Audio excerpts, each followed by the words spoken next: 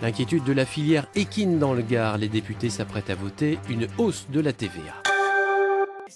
Mardi 18 décembre, sur l'insistance de la Commission européenne, les députés pourraient voter une augmentation de TVA pour la vente des chevaux et les activités équestres. Celle-ci passerait de 7 à 19,6%. Toute la filière équine française est en colère. Premiers impactés, les centres équestres. Le Gard en dénombre près de 160. Les plus fragiles pourraient fermer leurs portes. Conséquence collatérale, nombre d'emplois sur les 300 salariés à temps plein existants ici, certains pourraient venir grossir les chiffres de Pôle emploi. On avait fait en sorte, moi depuis 7 ans que je suis installé ici, de créer de l'emploi. Depuis des années, je prends des contrats d'apprentissage. L'année prochaine, on pensait prendre un contrat à durée indéterminée. Parti comme on est parti, je pense que l'année prochaine, il n'y aura pas de contrat à durée indéterminée. Et il y aura peut-être qu'un apprenti au lieu de 2 apprentis sur le centre. C'est plus facile comment? Au pas, au trot? Je sais pas, j'ai fait que au trot. Tu l'as fait au trot? Gilles Colladon est lui aussi propriétaire d'un centre équestre. Aujourd'hui, ces installations qu'il a acquises voilà 12 ans accueillent 200 licenciés et 50 chevaux. Il sera obligé de répercuter cette augmentation de 12% de TVA sur ses clients, avec les risques que cela comporte.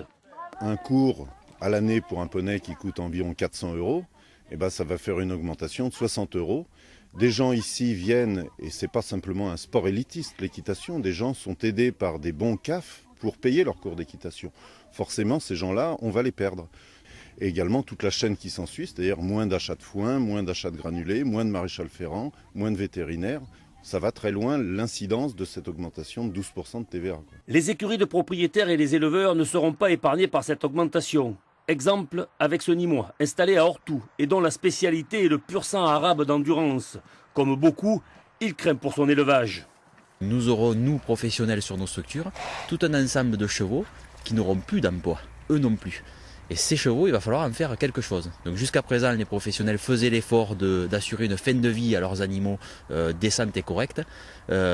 Si du jour au lendemain, ce taux de TVA vient nous imposer de nous séparer d'un grand nombre de chevaux, il est à craindre que certains partent à l'abattoir. Dimanche 16 décembre, soit 2 jours avant le vote des députés, les Gardois et l'ensemble de la filière équine de la région manifesteront avec leur monture à Montpellier. Mais d'ici là, des opérations coup de poing sont à prévoir.